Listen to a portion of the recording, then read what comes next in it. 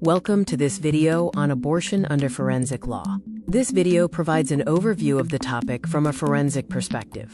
We will cover the introduction, definitions, classification, and causes of abortion to understand the forensic context. Abortion is the spontaneous or induced termination of a pregnancy before the fetus is viable, usually before 28 weeks. Legally, under Section 312 IPC, it is defined as the premature expulsion of the fetus before the full term of pregnancy is completed. Medically, abortion is the premature expulsion of the fetus before 28 weeks, the age of viability.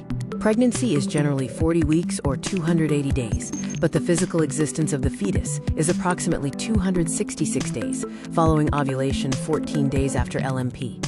Other related definitions include miscarriage, which is expulsion in the second trimester, and premature delivery, which occurs in the third trimester before full term. Abortus is the non-viable product of abortion, and an abortifacient is any agent that induces abortion.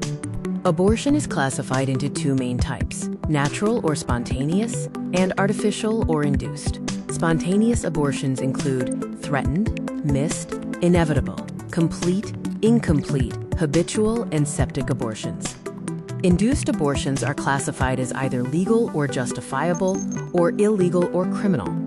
Natural abortion is common in 10 to 15% of cases, typically during the first trimester. Threatened abortion involves moderate vaginal hemorrhage and mild pain, while missed abortion means the fetus has died but remains in the uterus for over a week. Inevitable abortion includes severe pain and increased uterine hemorrhage with a dilated cervical opening. Complete abortion is the expulsion of the entire product of conception. An incomplete abortion is continuous bleeding from the placental site. Habitual abortion occurs for 3 consecutive times, and septic abortion involves infection due to incomplete abortion.